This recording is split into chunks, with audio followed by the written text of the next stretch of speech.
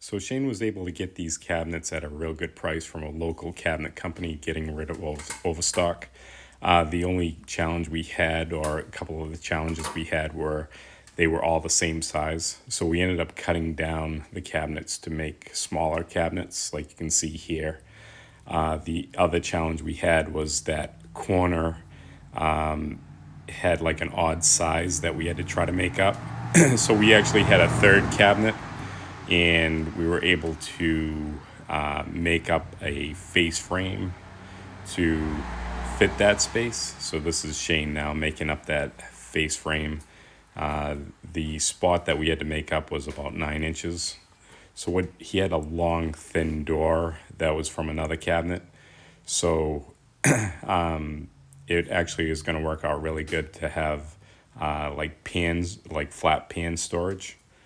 So one of the doors had to be custom made with, or I should say the door was fine, but we had to customize it to fit that spot because it was just a blank off for like a vanity. So he had to put hinges on it. He put the hideaway hinges. So that's the process he's going through now, drilling those in.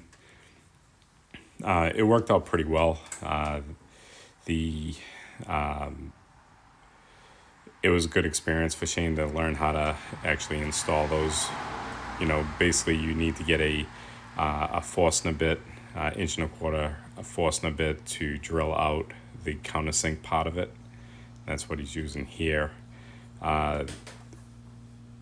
Those are kind of tricky because you don't want to go too far. Obviously, you don't want to drill through the front of the cabinet. And it has a real shallow pilot, so that works good to not drill through the front of the cabinet, but it's a little trickier to stop because the bit wants to wander on you.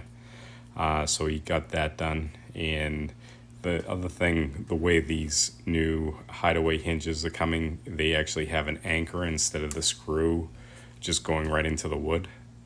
So he has those installed here. He used pocket screws to put that style and rail face frame together. They work nice because it's instant workability, where once you get those screwed together, you don't have to wait like for dowels or biscuits. You have to wait for those to dry. With pocket screws, they're instant gratification. So you can see here, he's going to go with the cabinets on the bottom and then just a live edge shelf up top. This is just his preliminary way he's going to do it. He can always add cabinets on the top if he wants to later. But you can see here, Tracy's going to go through the process of painting the bathroom door. She's going to go with the same color that the cabinets are. And this is Trudy. She's our shop mascot, or our project mascot. So I'm going to go, while they're doing that, I'm going through the process of installing the tub and shower valve. They're going to go with Shane's going with a Kohler valve. We're going to try to do something a little different here. As you can see here, Shane's putting a bottom on the cabinet area. So you can see here I installed the valve, and a little unusual thing I did with this valve is brought the shower head pipe to the side and back out. Because in this area here, he's going to put a niche or a little cubby so he can have his shampoo and stuff there.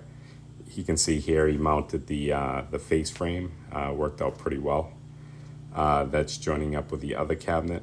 It was crucial here to keep that cabinet away from the wall enough to make it so the drawers could work. Here he's making the niche or the cubby for the shower, and that's going to go here. You can see I'm showing you again where I had to keep that shower head pipe well out of the way.